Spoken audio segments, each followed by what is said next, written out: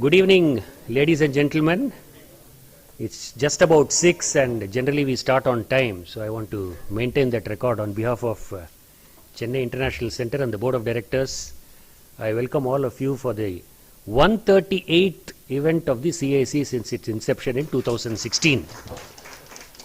And today's subject, I don't want to be presumptuous to say it is contextual and relevant. It is obviously very contextual and obviously very relevant. But what is going to be a standout in today's discussion is about technology trends, its relevance and implications to India as we look at the country's economic landscape today. We have very power-packed speakers, Professor Kamakoti, Mr. Ravichandran Purushottaman, Mr. K. Anant Krishnan, and moderator is none other than our own Lakshmi Narayanan. I am not going to introduce the speakers, Mr. Lakshmi Narayanan will do that. But just to set the context, and this is what really set me thinking in today's subject, is that about a month back I was in my village near Namakkal district and an old man was carrying plantain produce to be transported for sale in a village. He was going up and down 20-30 times. I was observing very closely and I asked him, how do you ensure that you get the best price for your produce in a village like this? He said, sir, technology use pandron sir, was his reply. I come back to Chennai and yesterday I read the Chartered Accountant Journal. We have to read that to stay relevant today. It's a very interesting article on risk-based analytics, use of technology to detect frauds. We do it all the time and frauds keep happening all the time. That's another issue altogether. But we are looking at one extreme situation where technology is being discussed at the remotest corner of the country, and an extremely opposite direction where large corporates are using risk-based analytics to stay relevant in today's world of sheer growth and sheer numbers. So this is the context, and I'm sure I'm not stealing the thunder from the subject because the experts are sitting here to deal with that. May I request first all the speakers and the moderator to occupy the dais, and then I hand over the proceedings to Mr. Lakshmi Narayanan, the moderator, to take over the proceedings from here on. Thank you.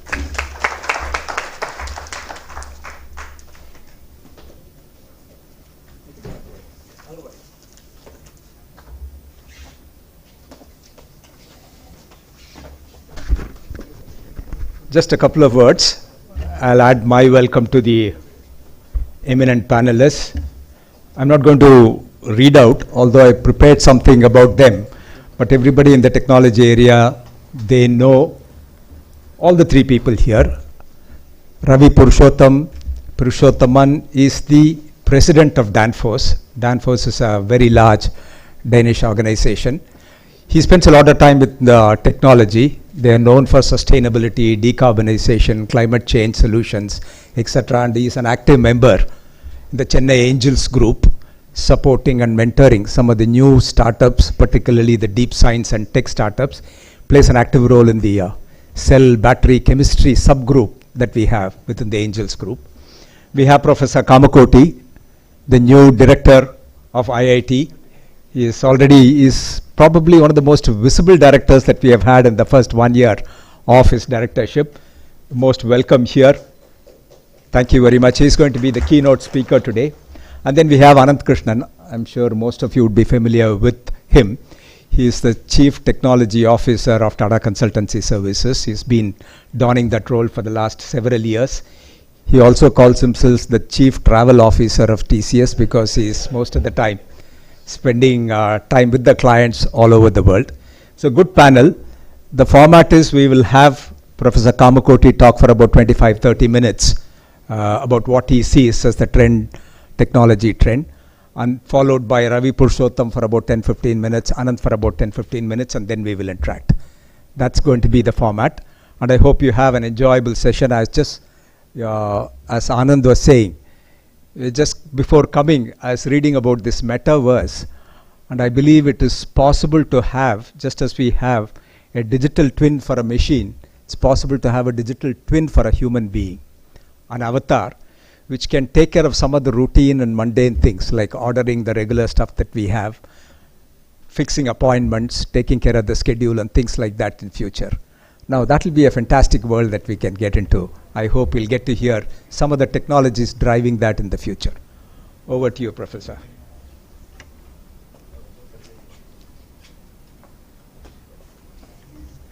25 minutes. 25 ನಿಮಿಷ. Yeah, sure, sure.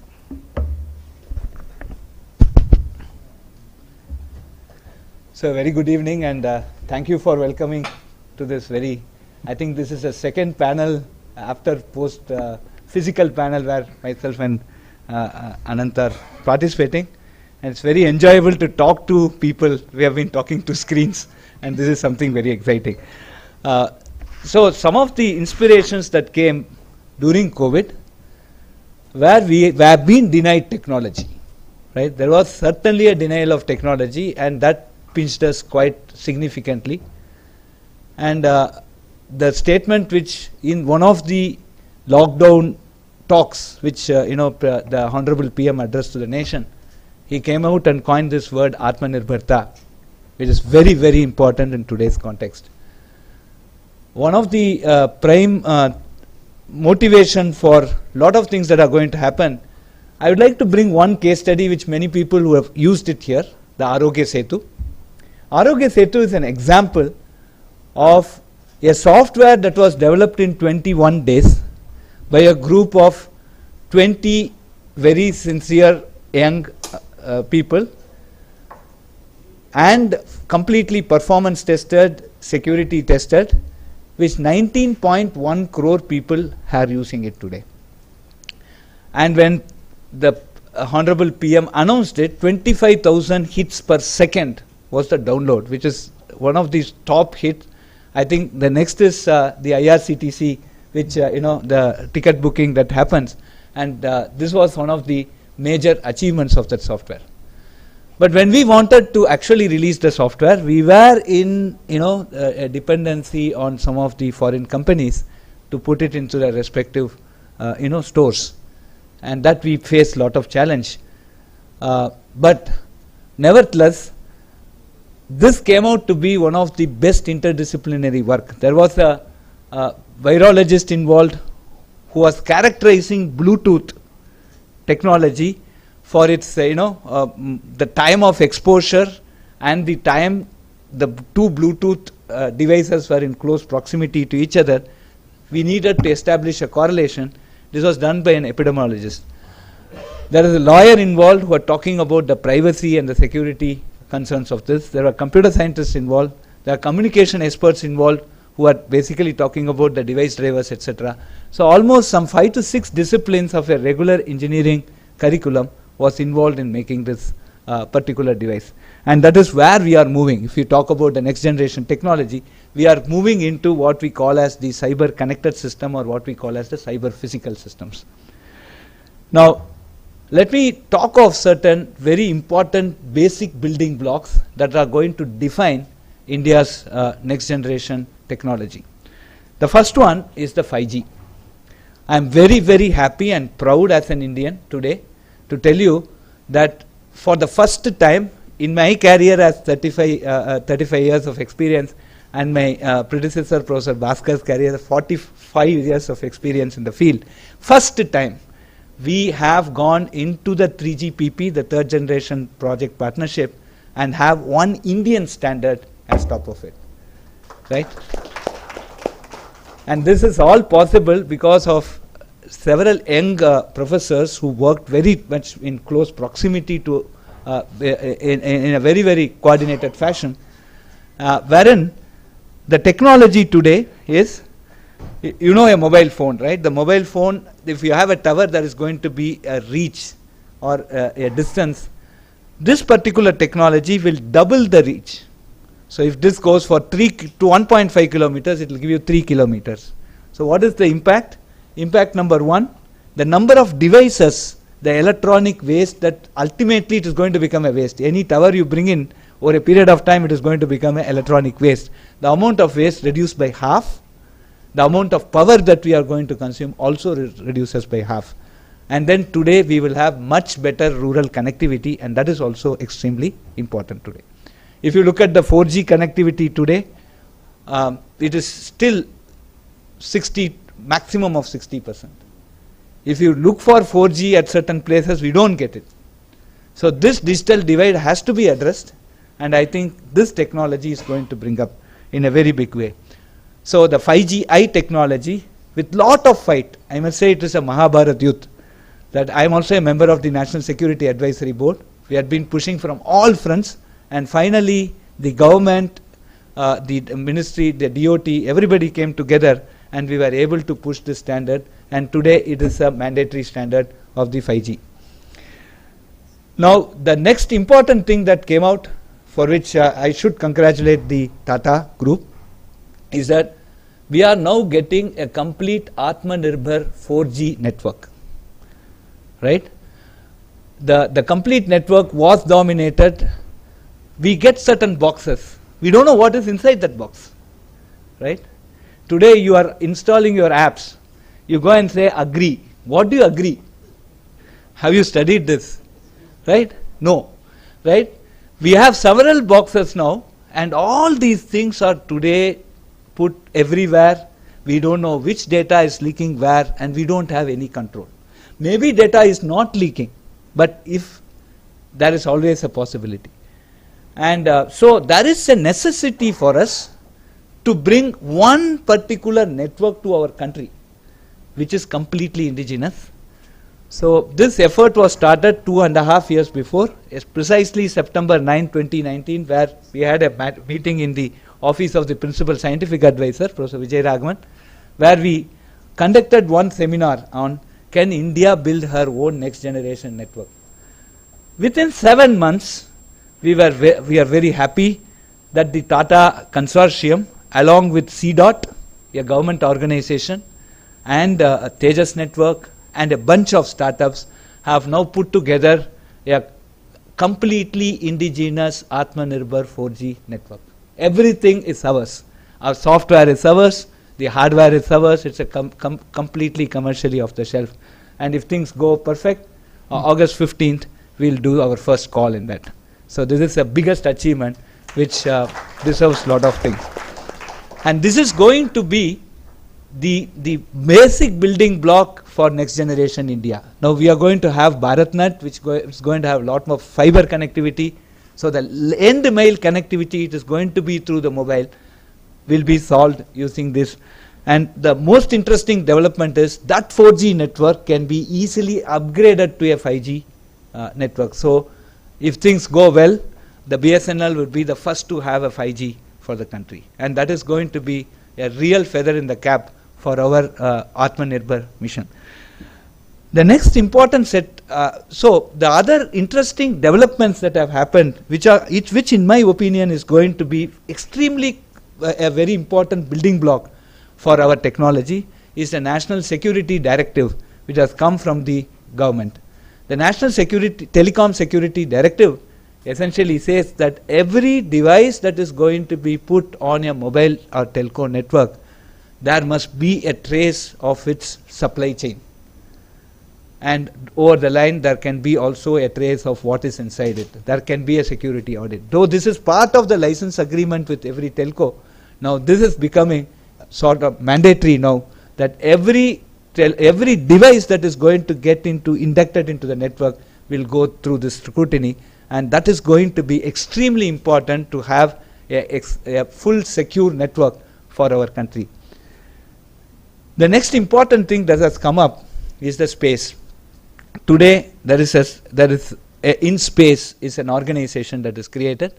Now space privatization has happened in a large way. Now some of the interesting work that is happening, let me market my institute a bit. One of the startups, Agnikul, is now working towards, it is something like, how many people know Tamil? All of you, right?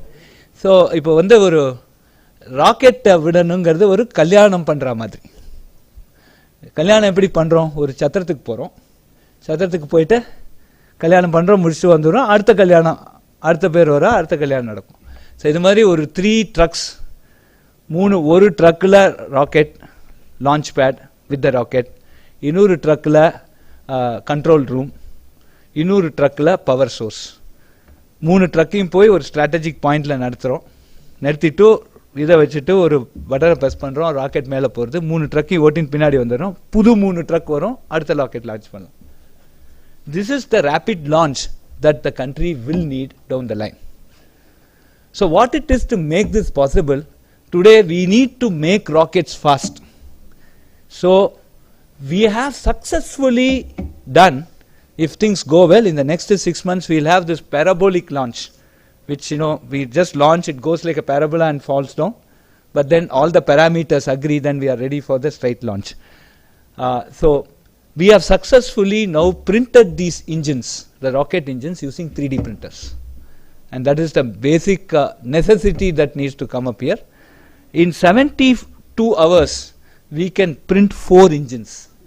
And an engine basically has something like 3000 plus soldering points if you are going to manually do it. And all these things are taken care by the 3D printing. That essentially means the stability of the engine is going to be very good. So the tests are happening, and this is one very exciting thing that we can expect from India. The next thing is today, and that is extremely, again, and highly interdisciplinary work. So if you look at the constitution of, we are now having a space consortium at IIT Madras involving several startups and several major industry. Now we have 16 of them in the consortium. When you look at the disciplines, it's again 7 to 8 engineering disciplines. 8 departments of IIT Madras can participate constructively, meaningfully in this. The next important thing today is the what you call as the hyperloop. The transportation is actually going in a fast way. We are looking at, so this is going to be one very important technology. We are almost having a 500-meter track, and that experiment will be over in the next 8 months, where we send one pod from one end to the other end and study all the parameters. And if things go well, within the next 2.5 years, we could have at least from Chennai to Kanchipuram or Chennai to Kalpakkam, one hyperloop which can finish this distance off within a matter of 10 minutes. 10 minutes to Kanchipuram or 10 minutes to Kalpakkam. So this is something very, very interesting that's happening. And the next important thing is we are very committed to what we call as community farming. So IIT Madras, we have taken up an initiative called RASA, Regenerative Agriculture Stack Architecture. We are moving quite well, where we are trying to actually use technology, as someone mentioned. He mentioned that we are using technology. So community natural farming has been done very successfully in Andhra, right? So Andhra, there is one Ritu Samstha, RYSS, which has actually got more than 800,000 farmers. They have literally doubled their income by having a 365-day cropping seasons, by properly advising them on crops, different varieties of sowing, intercrops, and many, many things have been experimented. Even in water-starved region, how do we get crops to grow? And there are a lot of experiments that have been done. And I also believe that there will be a lot of patents that could come out of these traditional farming techniques. So my vision as a director of IIT Madras is within the next 5 years, I should at least have some 10 patents with 10 farmers and give them the complete license. So this is my vision, and I'm sure that that rural intelligence is going to be there. The next important thing that we had hit upon is medical technology. Medicine and technology have to start working towards each other. Nobody respected data. One thing that was certain about COVID is it is going to spread. One thing that is, that was certain about COVID is that it spreads because of proximity. Now we were able to get certain proximity data and based on that predict certain clusters of COVID. But doctors never believed, oh, you sit in an AC room and you are trying to do something. We know what is happening on the field. So there has been a very, very strong disconnect between the medical world and the technology world that we started realizing during this COVID, because we felt that technology could basically help in a large way to arrest this COVID spread. So subsequently, the National Digital Health Mission had been announced by the government, which essentially means that we need to bring technology and there is no digital if no technology hits medicine. So a lot of work are happening. One of the work that we are doing at IIT Madras is this brain research. where we are taking a human brain and taking an imaging of up to 2000 cuts of that brain, and then from that taking an impression and making a digital twin of the human brain, right? And at least the structural property of the human brain, we would have a digital twin. This is by complete imaging, and this is sort of first of its kind, and we are almost finished off with one human brain, and if that goes well, it will become an automated process, and this is going to be a major milestone in understanding the most beautiful organ. You know, Blue Gene was a computer that bet Kasparov, which took several megawatts of power. Okay, well, the human brain is in watts, right? So the power of the human brain versus the power of a computer, if you just measure, if you just match it, nobody has understood how this brain works, and that is something that we are doing. And then we have a lot of technology which could help specifically from the assistive devices part. Recently, IIT Madras actually, with the support of T.T. Jagannathan Center, we gave the artificial leg, which around more than 100 people are started using it, and there were some feedbacks. So these are some very interesting and important directions in which we need to proceed. And all IITs today and IISc, we are now we are seriously pursuing to get a medical school in the very recent time, and I think this is where we strike. And I'm sure with the sort of enthusiasm that we are seeing from our young faculty, it is not far off that India will have a couple of Nobels in this field. Thank you. So I have another 9 minutes. Okay. So coming to the other part, today capacity building is extremely important. We are talking about semiconductors, right? We want to open fabs. Now who will run the fabs? It's a very important question. So, and very importantly, how do we reach the people? First, outreach has to be very important. So we have got some, we tried this 15 years before we started the NPTEL program, all IITs put together. IIT Madras was, is and will continue to be the coordinating institute for that. We have more than several lakhs of hours of lectures that have been recorded and put, courses that have been full courses. We never thought that there will be a pandemic, but during the pandemic we actually found that any engineering student or any science student had some doubt, they could come to NPTEL and finish, and they wrote examinations well, right? So this was one very, very important achievement from the collective effort of multiple institutions who had put this entire program together. Based on that, we have started an online BSc program in data science. Data science is going to be the most important area down the line. Whether you are a chemical engineer, you are a biology engineer, or animal husbandry, anything, you need data, and you will get data, and you have to process data. And as he mentioned that we are using data to find out whether there is fraud. So to all the today credit appraisals, you need data analytics. Of course, many credit can be dressed, but but still, can we have data analytics to find a dressing also? So these are some very interesting things. And the entire data analytics is now forming the part of cyber security today.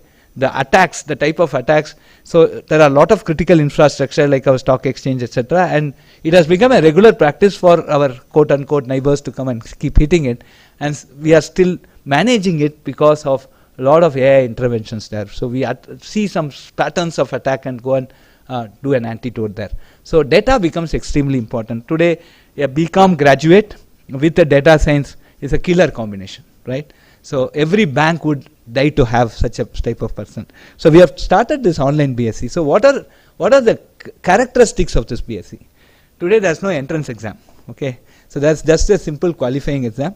We also train the kid to qualify. No age bar.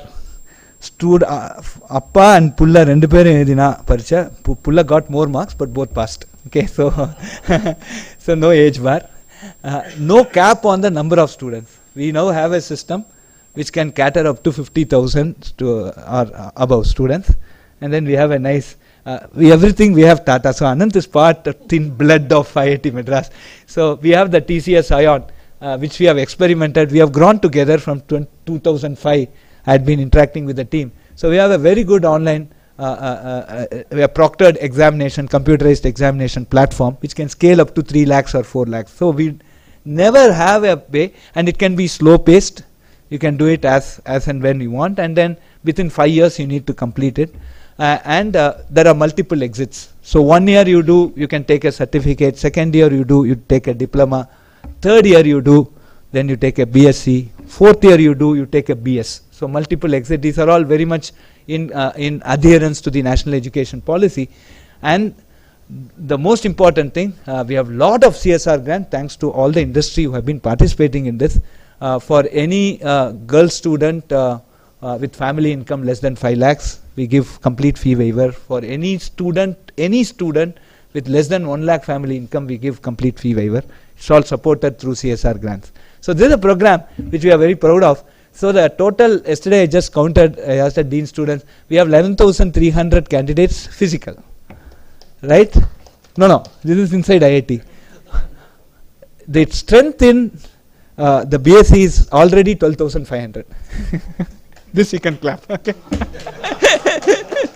So within a year, we were able to double the total strength. So IIT, we do take the taxpayers' money. So we do exist on the taxpayers' money. So we need to be relevant to the society, and we have several satisfactory answers.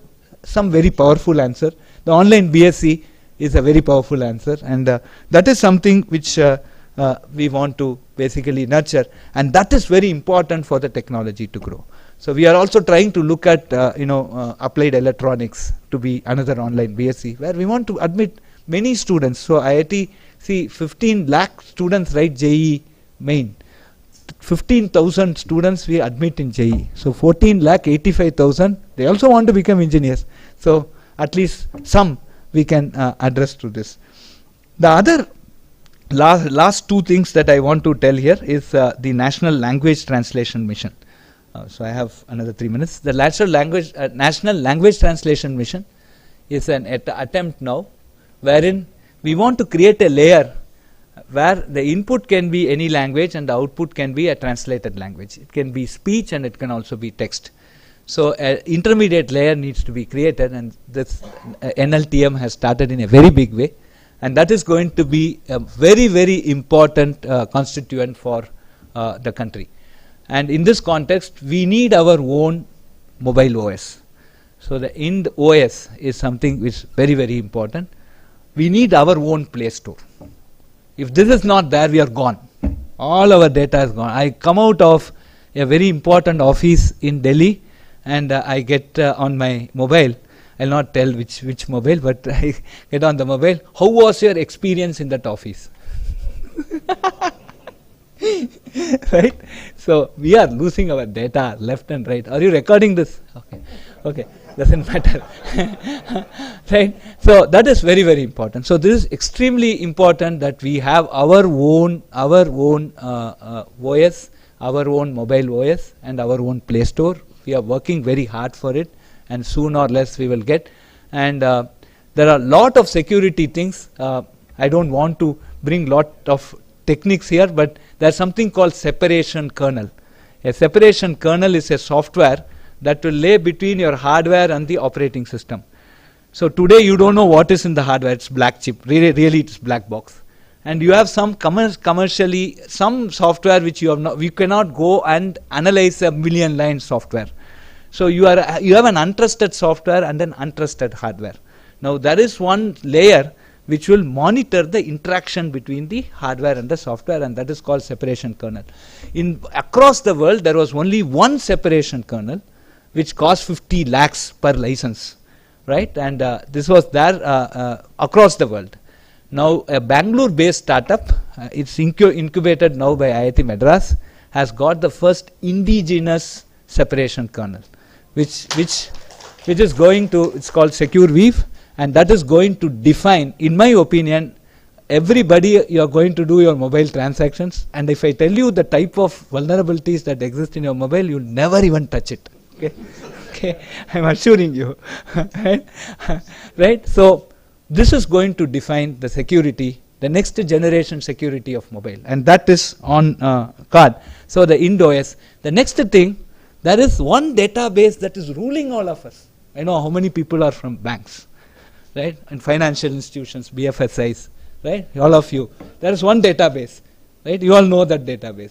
That fellow says, tomorrow I want support you. What will happen? One day night, whole economy will collapse. Whole economy will collapse. The biggest risk today. Okay, so we need to have our own database, and that is also something which we are pushing. And once we have, we'll come to all the BFSIs. Come and use. See, first and foremost, everybody will say, oh, it will collapse. When I started Shakti project, Anand said, he will talk about Shakti. I will not talk about that. But everybody, oh, processor, that is this will not work. With some 5 fellows, 10 months, 18 hours per day, I also sat, made the processor, taped it out in SCL in India, worked.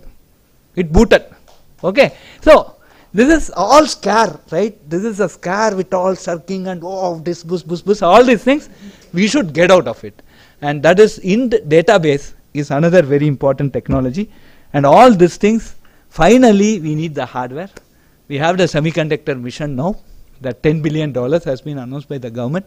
Hopefully, we'll get some fab. Again, Tata should come out with the fab now. Tata Electronics we are looking at.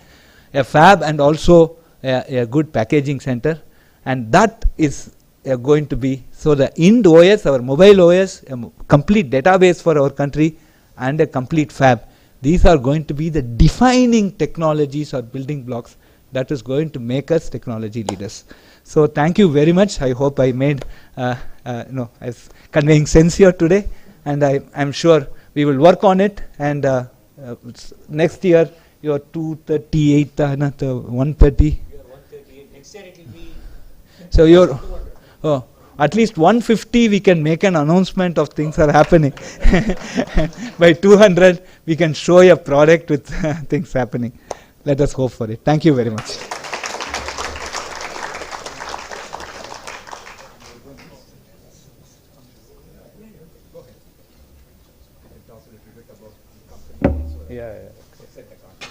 Thank you.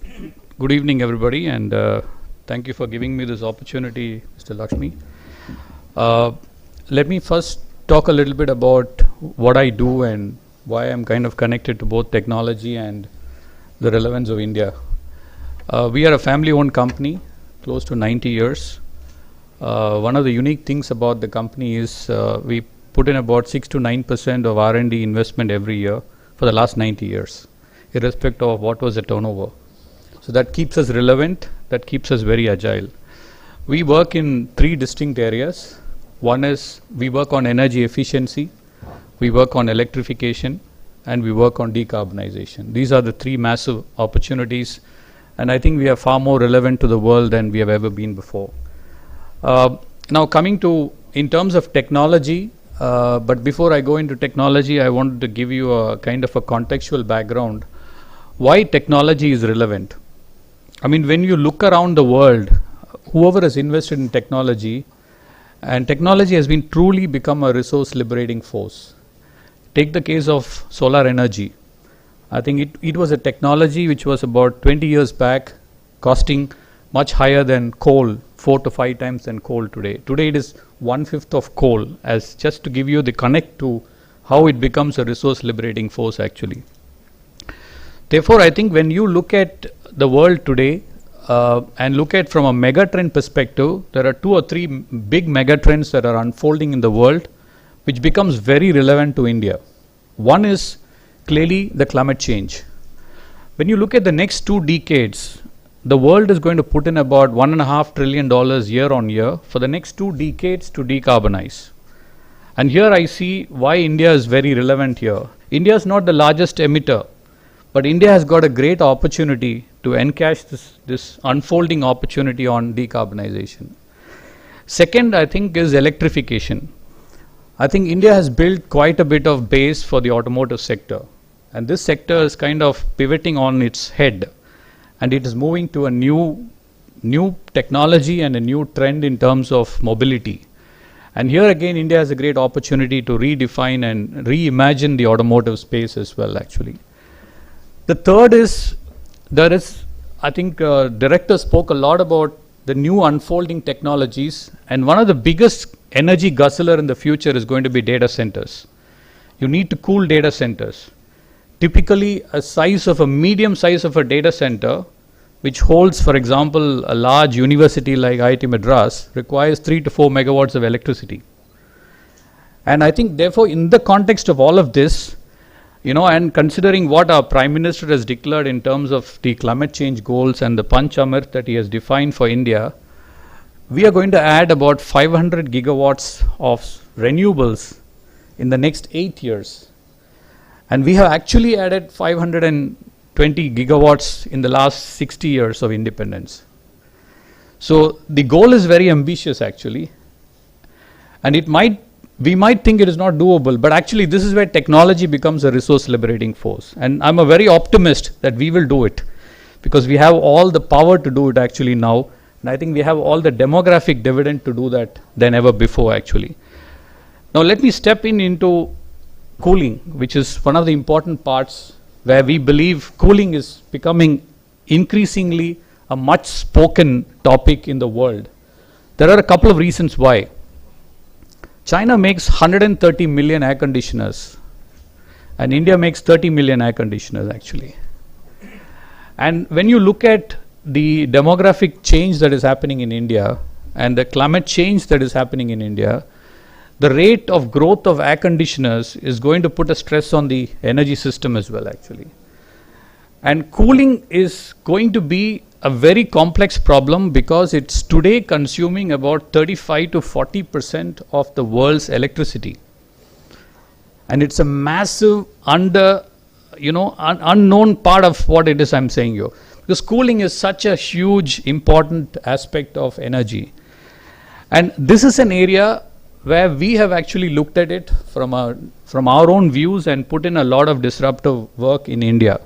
One of the things we have built with Indian Institute of Science is to build the industrial refrigeration using CO2 technology.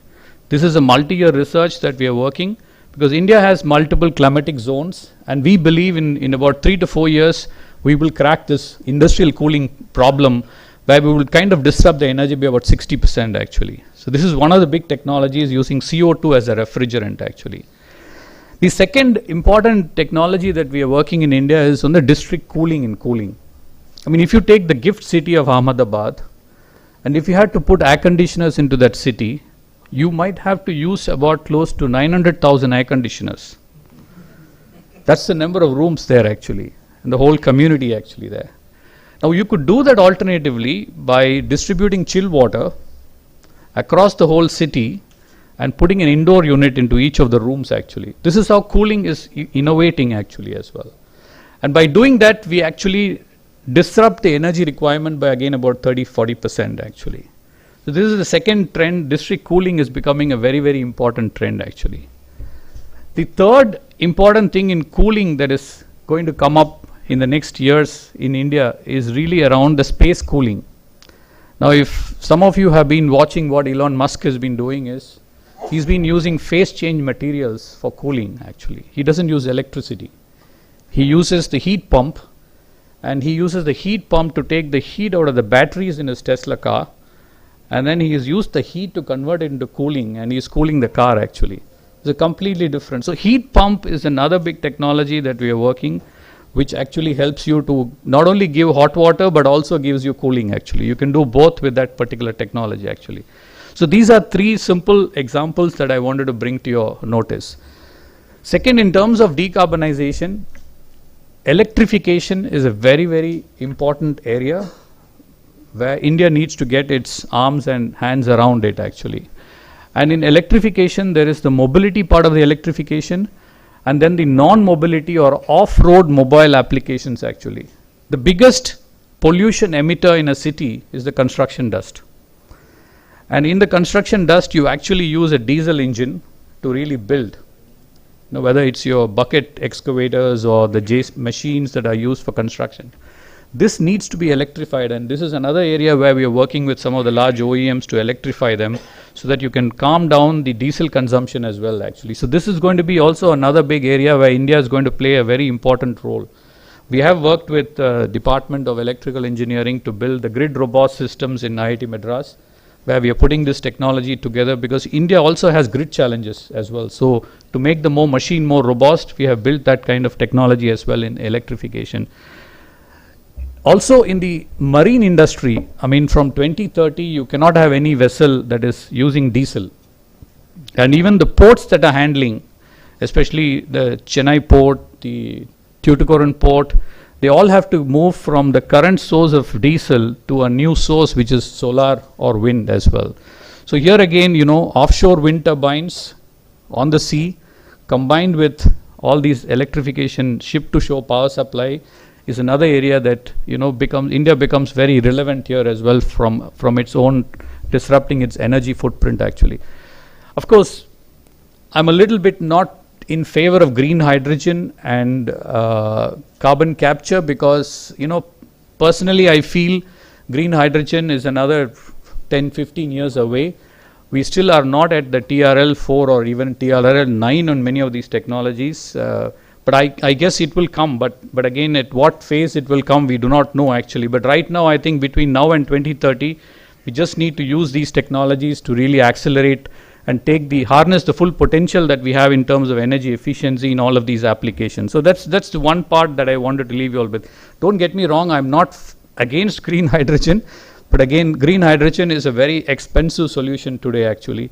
It still needs to get cheaper. The whole electrolysis process needs to get cheaper, but I guess we will get down the road in 2030 and 2040 to a better technology there. And it's a very good energy carrier as well. India has put in the green hydrogen policy as well right now, but we are still a long way off to get to green hydrogen.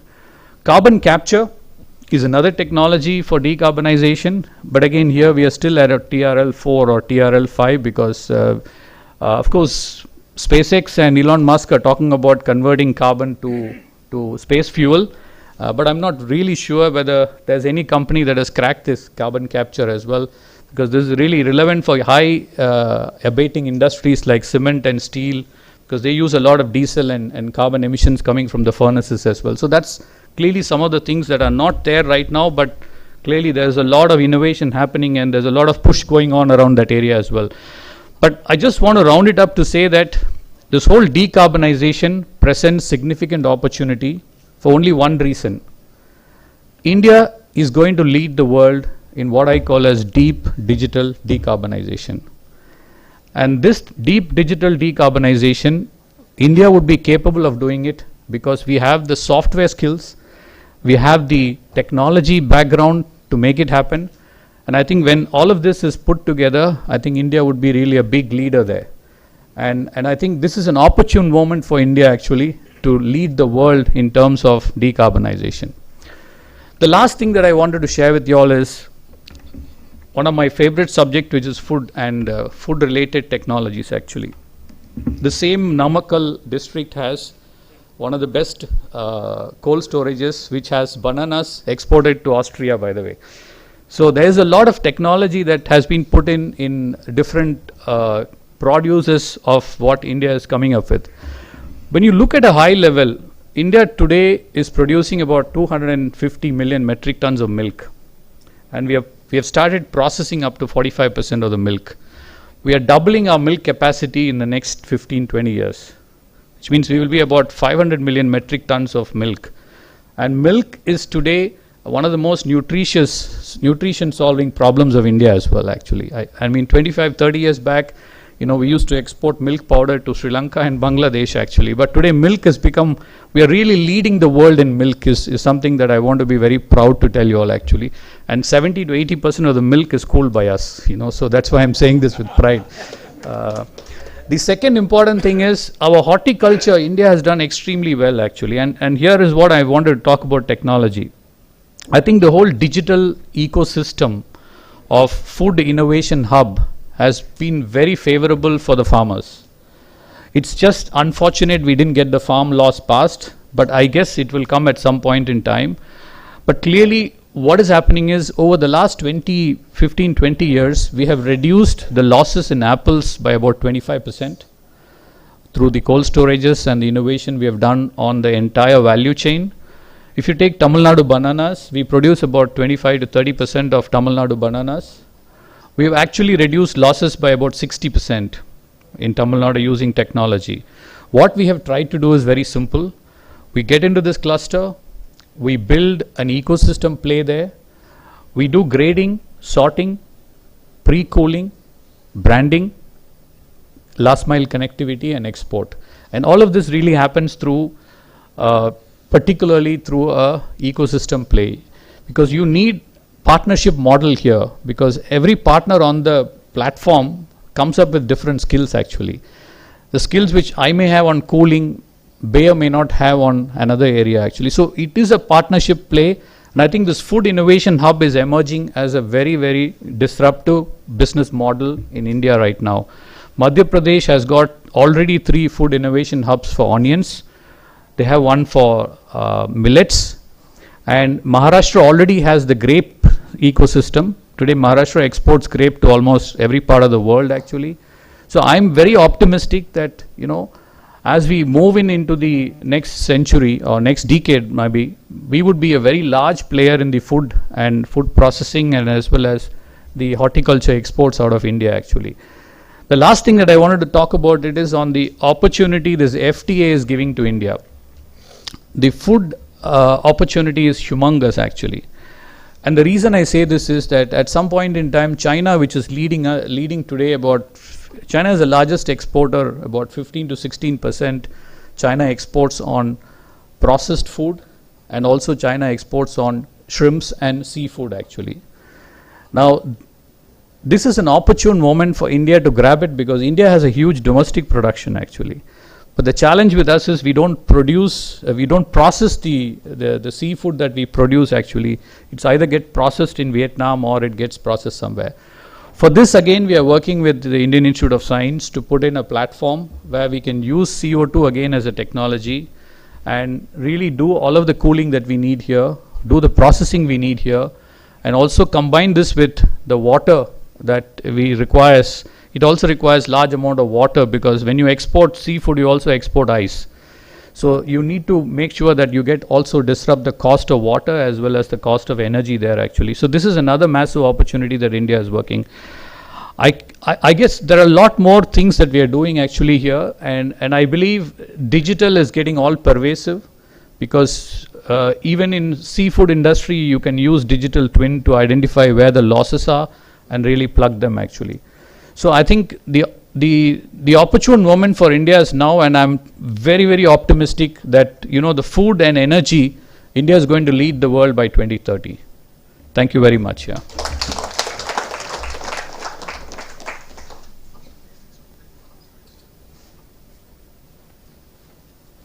So it's a little bit like a T20 match where, you know, the first 2 batsmen have done such a fantastic job, but there's still a few overs left, so I'll do my best. But in terms of what I'm going to talk about, I'll focus on, I don't need the slides. I'll focus on what I'm good at, which is the information technology industry, and give you a picture of where we are today in a couple of minutes. Then what is it that the foreseeable future is about for this industry, and then I'll talk about the opportunities for India in my last few remarks. So today the IT industry in India is a visible industry. We are a very large employer in the organized sector. So we, give or take, we employ about 5 million people directly, and perhaps another 15 or 20 million people indirectly in terms of the ecosystem that we create. It's a very rare industry from an India context where India dominates the global market. Right? The last estimate of market share that NASSCOM and other bodies publish, that India has 55% of the global market in this industry. Practically no other industry we dominate to this extent. The other metric which is even more interesting is that if you look at the top 10 industry players, private companies in the world, That list is dominated by Indian companies. My own company is, I think, number 2, number 3 on that list. But if you look at the top 10, there are half a dozen Indian companies, which is an extraordinary kind of a feature as well. And then, of course, it reflects back in 8% of our GDP, 27% of our exports, etc., come through this industry. So it's been a good success story from an India perspective. The IT industry has many remarks, and I really enjoyed Ravi's talk about the food and even earlier remarks that you made about technology in the hands of everybody. The pervasiveness of information technology in the hands of the consumers, in the hands of primary industries, agriculture, mining, etc., all the way to secondary and even tertiary industries, education and so on, which Professor Kamakoti talked about, that impact is now universal, at least from an India perspective and even globally. There is a statistic that a good friend of mine, Krish Ashok, usually throws up, which is you can go back and check it up on any data set. More people in India use mobile phones and therefore hopefully some technology compared to toothbrushes. A toothbrush. 800 million toothbrushes are sold in India every year. Assuming that we change a toothbrush every 3 or 4 months, that means about 200 million people use a toothbrush. 1 billion people use a mobile phone. Right? So a toothbrush is deemed to be less necessary than a phone. Right?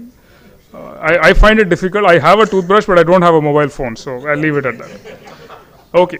So, but on the public good side of information technology, India has done phenomenally well with very, very visible programs like Aadhaar, our unified payment interface for financial services, the financial inclusion program, where millions and millions of unbanked Indians have got bank accounts now, which even in the pandemic, the direct benefit transfers of subsidies and all that really helped because we had the infrastructure. Professor Kamakoti talked about education. Right? The whole NPTEL and now the larger Swayam program has really been the backbone of a public good which has enabled our children all the way up to universities to get some education during the pandemic. Right? And that has been something which is really outstanding. And then the COVID thing, he talked about the Arogya Setu. But if you look at the vaccine infrastructure, you look at the testing infrastructure, there was practically no indigenous test kit manufacture in India for COVID-19 when the pandemic hit us. Today, because of many things done by private sector, small scale industries, the government, the COVID test kit manufacturing ecosystem is real. Hundreds of companies are part of what is called a COVID test kit data marketplace, where demand and supply signals are matched. And we are manufacturing. In fact, tomorrow I'm going to be tested because I'm going to the US tomorrow night. So it shows that it works. And our testing fees are perhaps the lowest in the world at this scale. Right? So all of this, I think, is a good story. And clearly the academic ecosystem, the startup ecosystem, the large and mid-sized and small companies all had a role to play. What are the opportunities that the IT industry is looking at? So here and now clearly is there. The world is waking up to the possibilities in the post-pandemic era of larger and larger engagement and involvement of information technology in every part of their operation. It's no longer just a back office function that you will do your accounting and your inventory and a few other things, and everything else runs independent of information technology. Today, information technology is absolutely essential from boardroom down to shop floor to the end customer and back. And all the buzzwords are there. Cloud is there, data is there, cybersecurity is there, and communications technologies are there. And that's what is fueling all the interest in the stock market on IT companies and the growth and all that. The next stage up, logically, is what is called the AI-enabled enterprise. What is that? AI is pervasive. It's been invented 70 years ago. In a series of things which, amongst many others, Alan Turing, the pioneer in computer science, also contributed. But in the last 10 years, it has become very, very visible. And the next 10 years, every industry is going to use something or the other related to this technology in that industry. Whether it's food, whether it's agriculture, whether it's healthcare, whether it's banking, financial services, fraud detection, and so on and so forth, will be AI powered. This transition is going to come. It has downsides. There is a whole concern about ethical AI.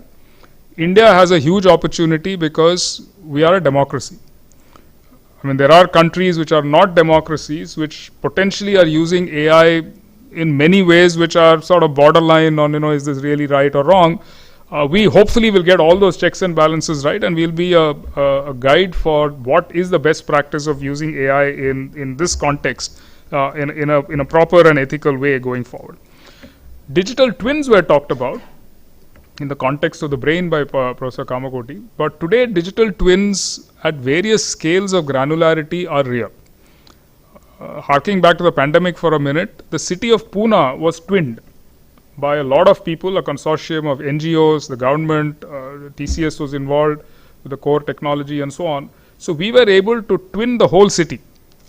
It's a city of probably 3 or 4 million people with lots of wards and streets and so on. So the whole city was twinned. Why? Not for fun, but for playing back what has happened in terms of the outbreak and what could happen if certain mitigation steps were taken in terms of unlocking something, allowing barber shops to open but not schools, allowing buses to run at this frequency instead of that frequency. If you want to run this kind of complex multivariate simulation, you needed a twin. So that twin has taught us so much. Now we can actually twin a whole company if you want. Down to your behavior of your customers, to your supply chain, to your back office, front office, your supply, everything can be now twinned, and the company can simulate, just like at very high expense the defense forces and all run these war games. Every company could do simulations of how they will do. Hopefully they'll take the right decisions. That's a separate question. And in industries that Chennai does well, healthcare, automotive, this is going to become even more important. Right? And automotive, like Ravi just said, is going through a massive change. Electrification, more and more software and electronics in cars. The chip shortage suddenly hits cars and automotive, which you would have never thought about. You think about car as a automotive as a mechanical engineering department problem. Today it is a computer science problem, electrical engineering problem, electronics engineering. It's a multidisciplinary platform. Right? And so that is going to open up completely new vistas in the way in which automotive industry is going to absorb this. All the buzzwords, industry 4.0, etc., etc. We are very good at all that buzzwords and the technology, of course. So that is on the technology side, AI-led enterprises. But if I look at where all of you can probably help us in the technology industry, is that there are a lot of technologies today, let me call them ecosystem technologies, where we have invented the technology, just like we invented AI in the 50s, we actually have no clue how to actually use it in a business context. There is a long list of them, blockchain being one. Blockchain is a big hammer looking for a nail to hit. Right? Data marketplaces I mentioned. There's a nice use case in the COVID test kit manufacturing where a whole ecosystem of very strange companies which don't know each other needed to share data. How do you make that happen? But there are several such. 5G, Professor Kamakoti mentioned. It's not just better downloads on mobile phones for watching movies. The true potential of 5G is in the industrial, the consumer, and the what is called the massive implementation in smart cities, smart agriculture, smart everything. We have invented the technology, but how it will be actually used and scaled has to come from folks in this room, because you understand your businesses, your industry. So these ecosystem technologies in healthcare, in automotive could reinvent your technology. Metaverse was talked about. Right? Very cool. Most of metaverse building blocks have been invented since the 90s. We used to call it something else, augmented reality, virtual reality, this, that, and the other. But somebody came up with this fancy word, and now everybody's talking about metaverse, right? And everybody is now saying, of course we can do metaverse. But will metaverse of this meeting work? Whose benefit? Will metaverse of a whole industrial plant work, or will metaverse of a hospital work, or what? That's where the business model innovation has to drive the technology. So that's my third category of ask. Lastly, there is the blue sky technology where, again, we are very good at exploring things. I'll just mention one or two. Quantum computing is now a very important aspect of physics chemistry, electronics, of course computing, and many other disciplines coming together. This decade will see practical large quantum machines which will be real. Now, they will solve many types of problems, including potentially decrypting a lot of our current so-called secure public key infrastructure information, which is a separate challenge in itself. That apart, quantum computing will solve some of those problems, like green hydrogen, Ravi mentioned. It's estimated that to simulate hydrogen in steel making, steel making is another very strong user of carbon because it's core to the process of reducing iron ore into steel. It can be done with hydrogen, but to figure out whether a current blast furnace will actually function properly if you just swap hydrogen and carbon needs enormous computing power. Nobody has that power today. A quantum machine with roughly 200 qubits can do it. So I would suspect that quantum machines will be used for such grand challenges the moment they are practical and available to solve these kind of issues. But every other challenge, climate change, decarbonization, food, nutrition, water, they will benefit from this kind of computational runway that's building up. What does it mean for India? India, I think, we are good because we sort of celebrate the tech industry. We are Lakshmi is a superstar. He goes out to a campus, there'll be 10,000 people wanting his autograph. That doesn't exist in many industries. Right? So we have a brand, we have done extremely well. And like Professor Kamakoti said, areas like defense, areas like space and so on, we are opening up, and now there will be lots more to be done. Sustainability is another opportunity. But the challenges that I think we will see, and I was part of a committee to say what should India 2047 focus on. So clearly opportunities lie in the following, and I'll just enumerate them, we don't have time. Engineering, manufacturing, design, that needs to improve its absorption of technology in India. We are way behind. I don't know, I have worked with Danfoss many years ago. I think if they can teach us how to adopt technology in our companies here, that will be phenomenal. Semiconductors, Shakti processor, Professor Kamakoti's pioneering personal effort. The technology has been invented and it's outstanding in what it can do. But we have to make the chips here, we have to build the software on those chips, we have to make sure that that entire stack, the India stack as it is called, works at scale. For Chennai, we are building a name in a niche area called SaaS, software as a service, especially for enterprises. It's a huge opportunity. Whatever Zoho is doing, whatever Freshdesk is doing, Freshworks is doing, we need 50 more companies like this, and perhaps 500. Somehow our mindset and skill set in India is always very analytical. We are not very good at synthesizing stuff, but we can analyze and break things up very fast. So courses like this data science course, the data analytics, sheer amount of brain power we can bring onto it. There are lots of us, India has the demographic advantage. I think that will be a powerhouse for India for the world going forward. Lastly, use of technology is not just going to be about the good guys. Humanity has always had bad guys and bad actors. Cybersecurity is a massive opportunity for India. Just like Switzerland has built a reputation. Quickly put my thoughts across. There are 4 domains that they covered, starting with Professor Kamakoti on COVID, vaccine, COVID related.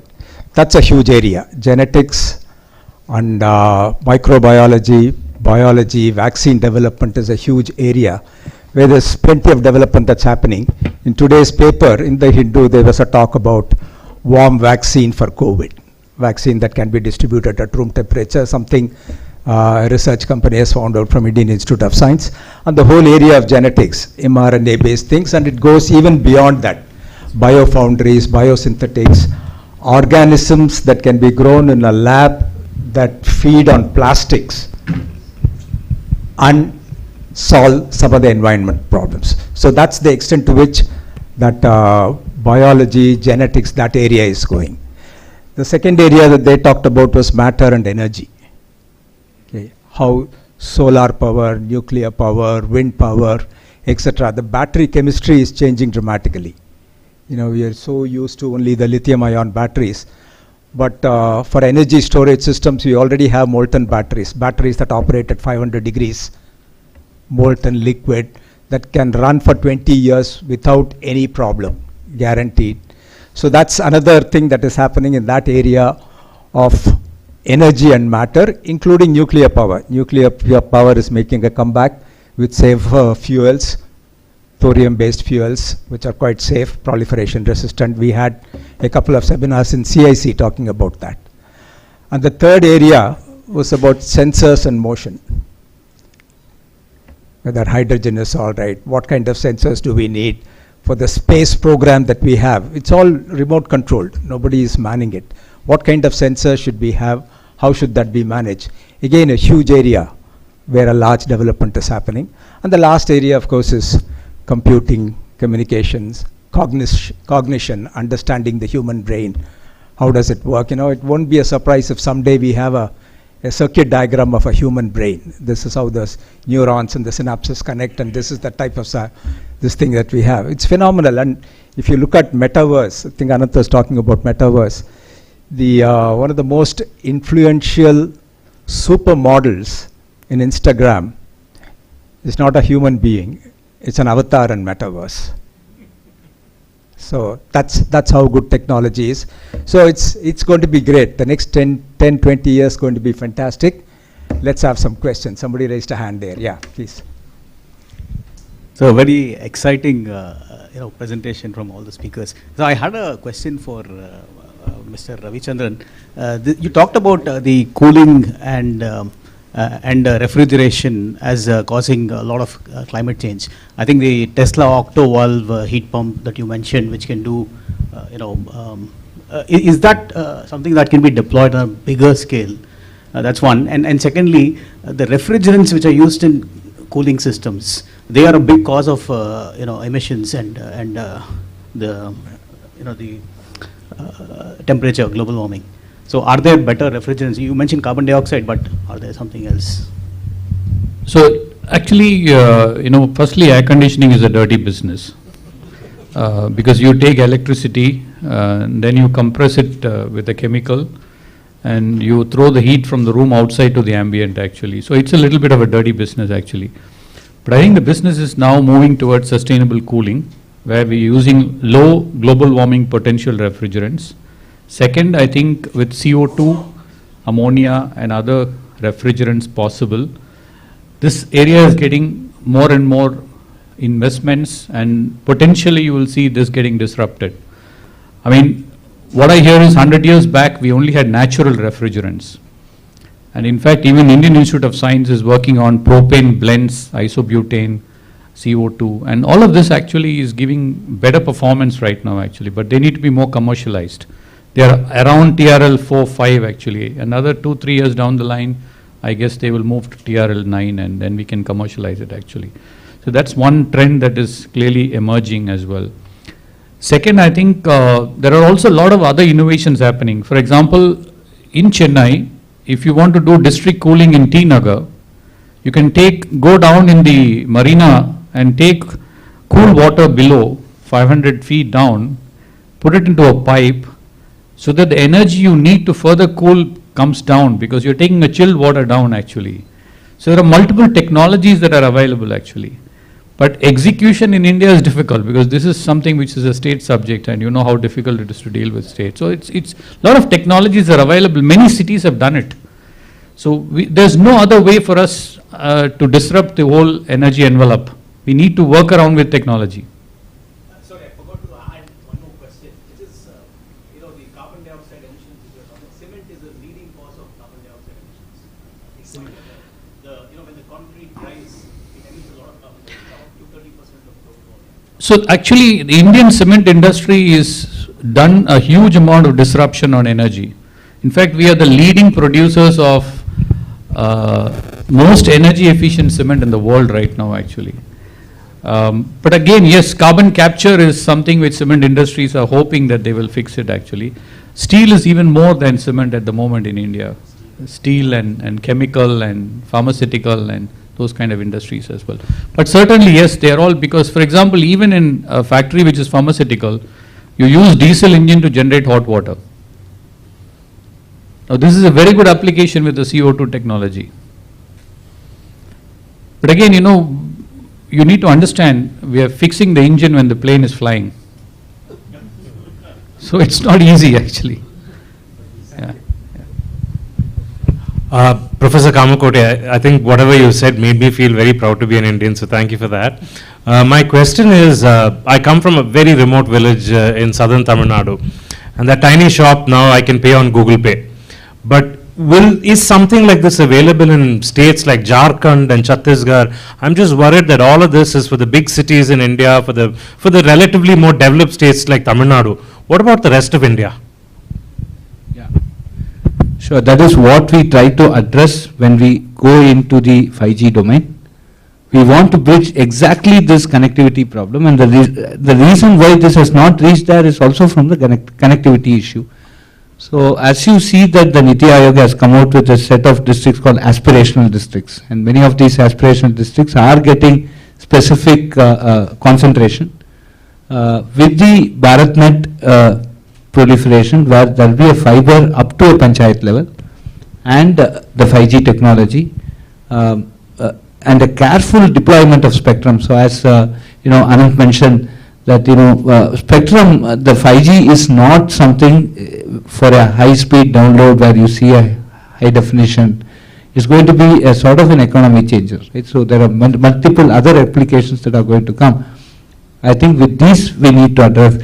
And one thing that I think government will now take forward is spectrum is not given just for the auction or the money or the license fee, but it must be that there should not be a black spot or whatever dark spot or a shadow.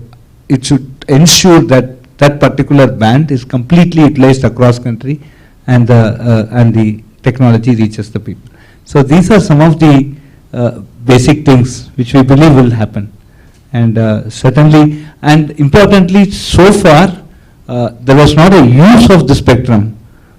Today, I go to my village. I also I'm from a remote village in Tamil Nadu. There's almost 100% cell phone usage and smartphone usage, not just feature phone. I think in the aspirational district also, over a period of time, this will happen.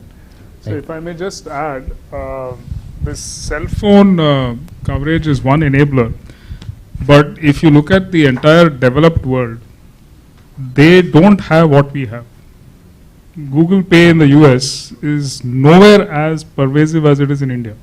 In fact, Google has gone on record in the US Congress to say, please give us the backbone, which we built 8-9 years ago, called the National Payments Backbone. That is missing in practically every country in the world.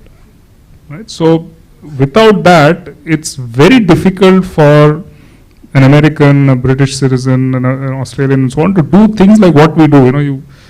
Which was mentioned, right? You can go and pay for a banana in a village. Just does not work at all in most parts of the world. So that also is an enabler. So NPI we already have, the connectivity is where we lack. They have nearly universal cell phone coverage, but they can't pay with that as easily as we do. But it will still be a problem that people in Jharkhand may not have phones, right? Correct. That we have to fix, like we discussed. And for that you need the spectrum, and once the spectrum comes, I think phone will come. So that chicken and egg, that chicken will come first, then the egg will. My question is to Mr. Anant Krishnan. You made a very interesting statement at the end by saying in some areas we are using a lot of technology, we have overplayed there. In some areas like engineering design, we have some strides to catch up. Do you think that's a big handicap, or you think we are getting there very quickly? What do you think is the time horizon where this will get fixed? No, the opportunity set that I described, all of them have started. I mean, India does a fair bit of engineering design for the export market. And it's a very large business, which all the major technology players we already do. But what I was saying is that can there be an equally large India market for such things? That is not yet there to the extent that it should be. Here, I have a question. We are perhaps living at a time in history where technology is, galloping at the most rapid pace across a variety of areas. Where does this leave humankind? With 8 billion people to be supported, particularly in a country like India, are we staring at acute unemployment some time to come? I mean, there have been tomes written about what will man do when there is no work to do, and so on. But your perspectives, Professor, and maybe the others can chip in. I am trying to hire, in my previous assignment as an associate dean of ICSR, I was trying to hire one programmer. And I did find one very bright candidate, a very young girl, in Tiruvallur. She said she will relocate here, and with negotiation, right? She just finished 60,000 rupees per month is what I fixed. Next day she called me, sir, I have got a job for 80,000 rupees. So, no, it's not one part. This is the part of the story and only part of the story. What I am saying is, we need to fix the education system. We need to create that reskilling. And we have enough amount. Anand can tell you how much attrition he has in TCS and how much he needs on a I'm just talking about one or two forums. Today we have so many projects where we are looking at project just look at IIT. Today my requirement is something like 3,000 people with different skill sets across the 16 departments I have, including humanities. We are not able to find that particular attitude, that particular skill set that is expected out of that age. Not missing. So the reason is I don't know whom to blame, I don't want to blame anyone, but we need to fix this problem. And I believe that reskilling is the only way out. And that is where we are experimenting now, go reach everybody. We have opened rural technology centers, we have opened rural interaction centers, we have 10 of them. Every evening from 6 to 8, some IIT and set of volunteers talk to the kids there. We really want to put some effort to see, are we going to get that people whom we want. So this is, now where is unemployed? I am now having a job for 60,000 a month. Get me a programmer. I'm very happy. Sir, if I may just conclude that, there are philosophical books, Yuval Noah Harari's book or Max Tegmark's book and all that on the impact of AI, etc., which are at least good pointers to what we perhaps should not do. And they are all books worth reading for sure, because we need to be educated. The practical situation that Professor indicated is there today. There is an interesting concept that the Tata Group chairman N. Chandrasekharan came out with in his book called Digital Nation, which says that technology can be used as an enabler for completely new jobs which don't exist today. Right? So there is a truth perhaps somewhere in all of these things that we have to discover. India, I think, has a lot of time to make this transition. A, we have a demographic dividend. B, we have a growth economy. C, we have a plethora of new age jobs already which are visible, and so on. So we will perhaps not hit this at least for a few decades to come. Now we have to use those decades well enough so that we don't face that problem, because the problem contours are visible, right? So I think we are smart enough to figure it out. And when we went on the multilingual stuff, right? Today I need a person who can translate from English to Tamil, Sanskrit to English. Completely all our BA Sanskrit, BA Tamil, BA Telugu. We have lot of departments existed once upon a time. My father was a professor of Sanskrit at University of Madras. The department, there was a Radhakrishnan Center for Advanced Philosophy. Today there's one faculty there. Okay, we have killed the complete language, has gone. Correct? Now we need today, we're struggling to have one Sanskrit translator, one Tamil translator. English to Tamil translation. And this will be a job for next 5-6 years. We don't have. So these are some of the issues that we need to look at. Right. I had first I must thank all the 4 speakers. I really felt proud to be an Indian listening to all of you. And my question is, I'm asking you for advice. Chennai has been a home for very, very strong traditional manufacturing companies. We've built world-class competencies in what we do. I work for a tire company. But when I see these opportunities, the advice is, how can we leverage the competencies we built up over so many years to make use of the opportunities you've pointed out? That's a question we are asking ourselves. And what would your advice be to traditional manufacturing companies? So one of the things that I'm giving from a technical angle, traditional manufacturing companies have not captured upon the data that they have generated. This is one part that we may look at. For example, today you want to fine-tune a scooter engine, right?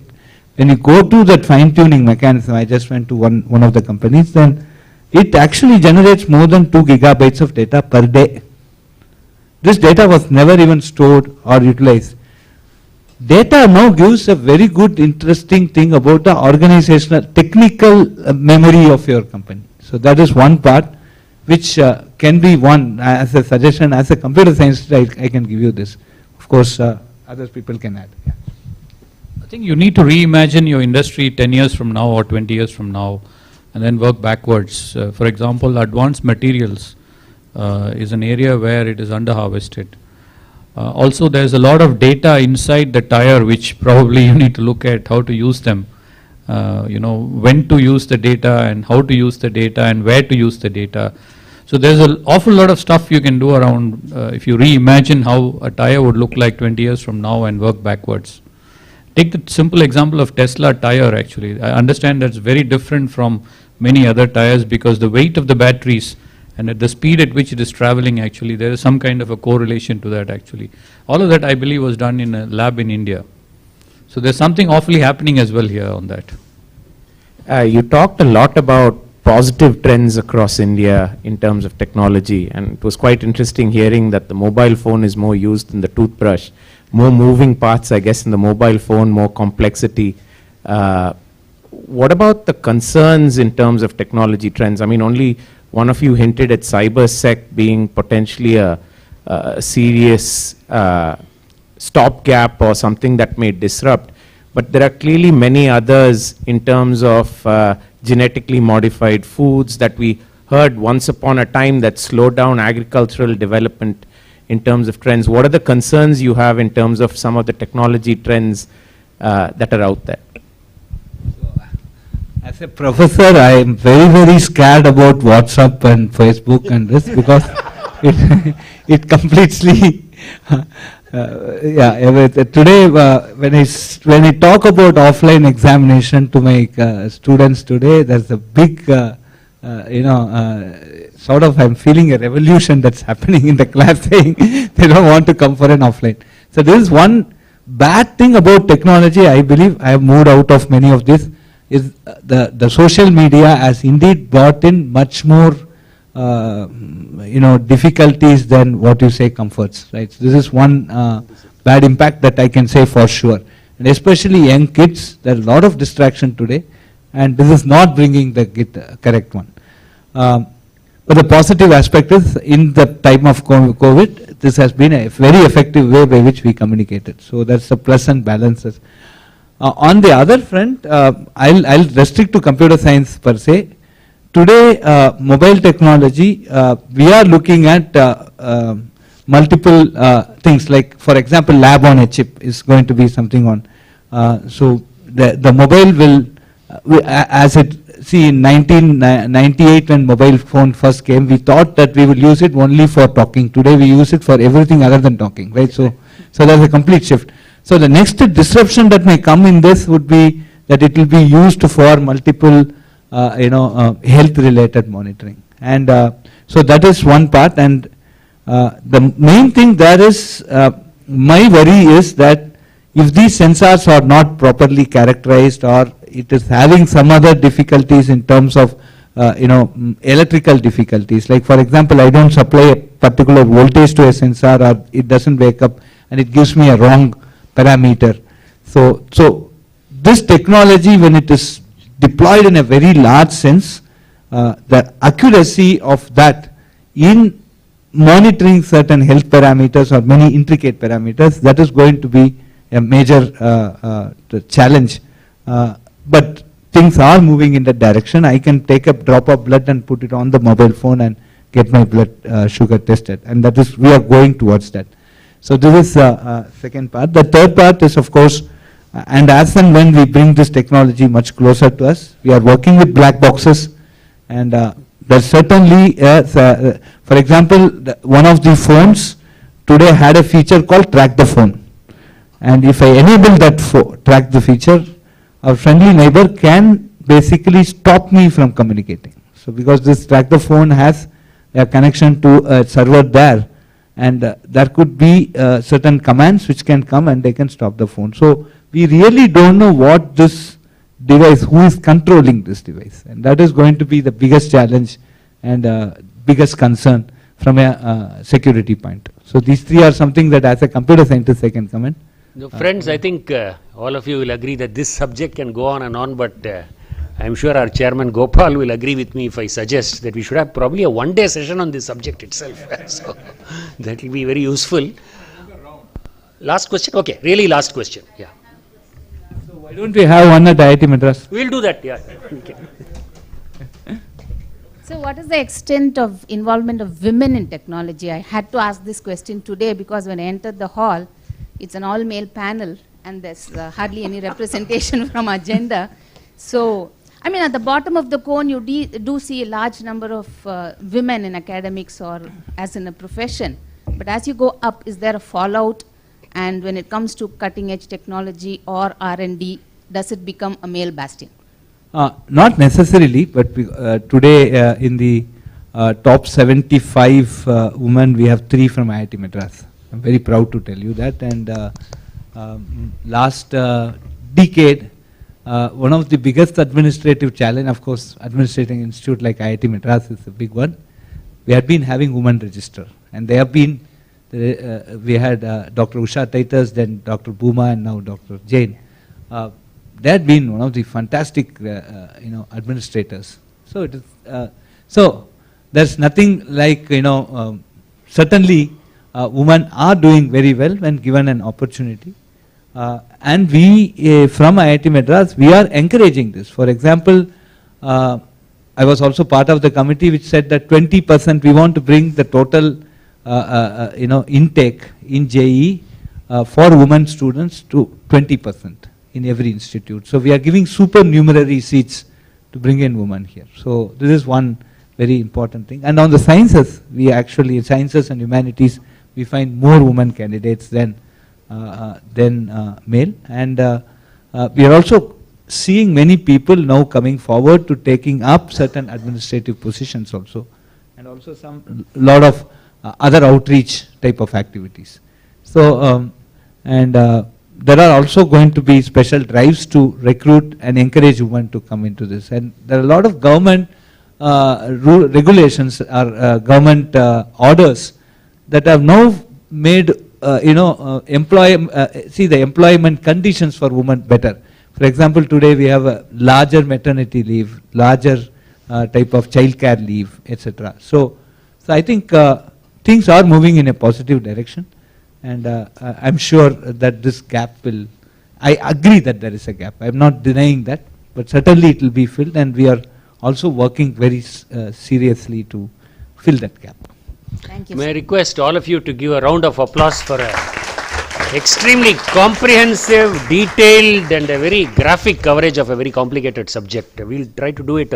I think Professor very rightly remarked, once a year we have to do a reality check on this subject, where we are progressing, what is the gaps that we need to fill up. Our next event is on 22nd, and the mailers will come to all of you.